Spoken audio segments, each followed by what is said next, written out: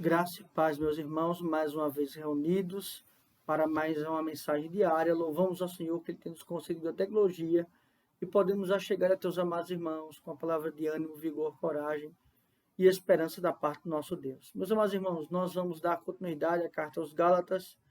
Para hoje nós vamos ver dos versos 10 até o verso 17. Mas antes de nós iniciarmos, vamos ter uma palavra de oração nesse instante. Pai, muito obrigado, Senhor, mais uma vez, pela tua graça, bondade, misericórdia. Esteja, Senhor, que cada um dos irmãos, suas famílias, que o Senhor, ó Deus, os ilumine, os dê a compreensão da tua palavra, que nós possamos viver constantemente para a tua glória.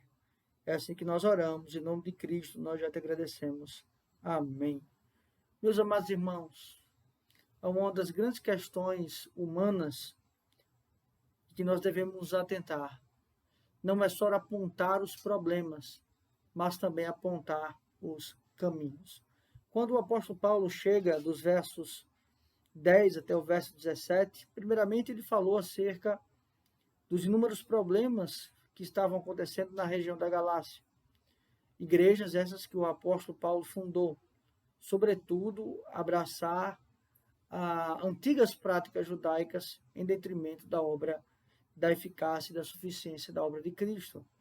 Mas ele agora, depois de falar então e ser maldito aquele que prega um falso evangelho, falando acerca desses falsos mestres, ele agora se volta primeiramente para o seu exemplo, para o seu chamado, e para então trazer para os irmãos o que seria este verdadeiro evangelho.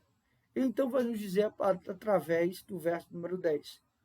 Porventura procuro eu agora o favor dos homens ou de Deus?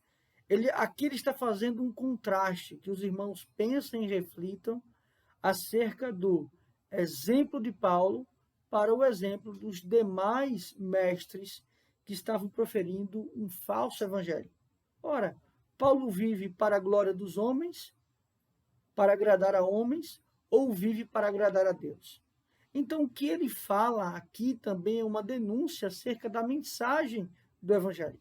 E o que nós vivemos muitas vezes hoje, pessoas que buscam ir à igreja para serem agradadas, para que as mensagens soem,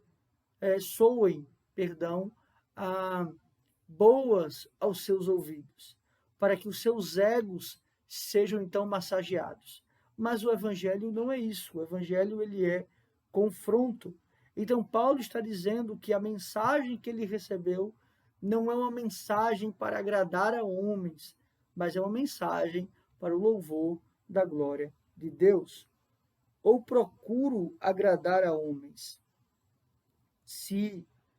Ele fala, se agradasse ainda a homens, não seria servo de Cristo. Ele então fala desta condição, porque, ora, se eu prego para homens ou para agradar a homens, eu então não cumpro não só o meu papel, mas eu não sou servo de Cristo. Eu não sou escravo de Cristo. Porque, embora preguemos para pecadores, a nossa pregação, o nosso louvor, o nosso culto, ele deve subir como aroma suave às narinas de Deus. Pois o resultado da pregação é um ato do Espírito e não da nossa habilidade, da nossa intelectualidade, do nosso vocabulário, mas sim uma obra do Senhor. No verso 11 ele vai dizer: faço-vos, porém, saber, irmãos, que o evangelho por mim anunciado não é segundo homens, porque eu não o recebi, nem o aprendi de homem algum. Ele vai dizer, mas mediante revelação de Jesus Cristo. Ou seja, ele então fala da sua experiência pessoal. Paulo, um apóstolo fora de tempo, recebe de Jesus Cristo os ensinamentos do Evangelho. E é este evangelho que ele prega, Cristo crucificado.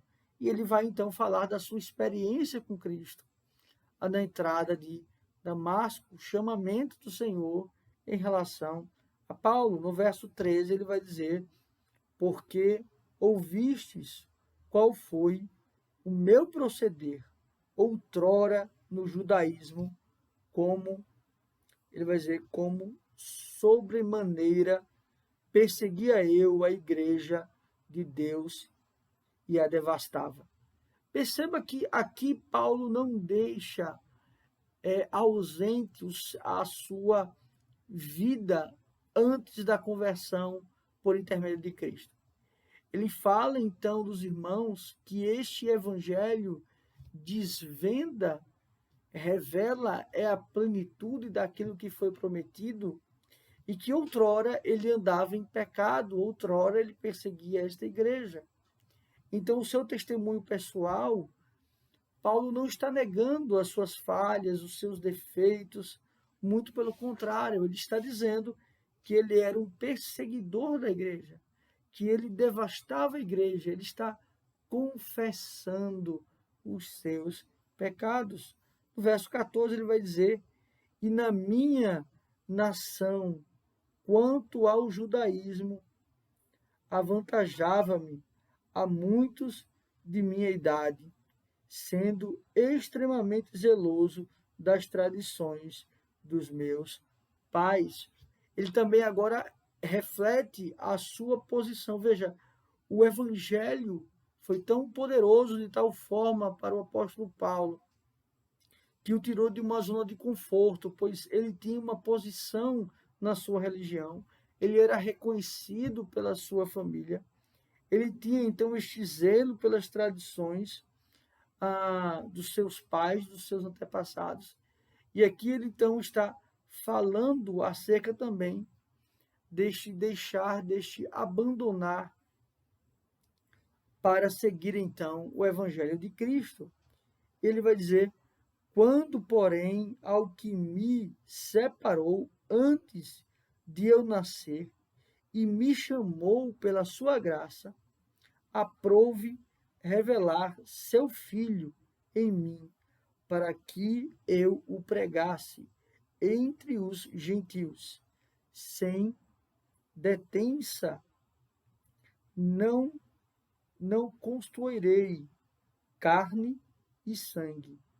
Não consultei carne e sangue, nem subi a Jerusalém para os que já eram apóstolos antes de mim, mas parti para as regiões da Arábia e voltei outra vez para Damasco.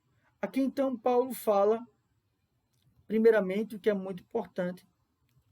Ele fala dessa concepção de ter aprendido com Cristo, e ele fala que tudo isso, ou seja, seus ensinamentos judaicos, a sua caminhada com o seu povo, tudo isso foi um preparo do Senhor. Foi a providência de Deus, preparando este homem para levar o evangelho aos gentios. Ele não se volta para Jerusalém, ele não se volta para os apóstolos, mas ele entende o seu chamado, ele entende o propósito de sua vida e de sua existência, de pregar o evangelho aos gentios. Ele então fala desta zona de conforto, mas ele termina então dizendo qual é a sua missão, qual é o seu chamado. Deus o chamou, foi Deus que o separou, foi Deus então que o converteu. Ele prega então o evangelho. Meus amados irmãos, nós também devemos pregar constantemente o verdadeiro evangelho de Cristo Jesus. Não com palavras que agradem aos homens, mas com testemunho e palavras que sejam para a honra e glória do nosso Deus. Vamos orar ao Senhor encerrando nesse momento. Pai, muito obrigado, Senhor, mais uma vez, porque podemos testificar e testemunhar a grandeza, a beleza do Teu Evangelho. Que nós não sejamos, Senhor, iludidos, enredados por falsos ensinos, mas que nos levantemos para a honra e glória do teu nome e proclamemos a Cristo Jesus como Senhor, como Salvador, para a honra e glória de Deus Pai. É assim que nós oramos.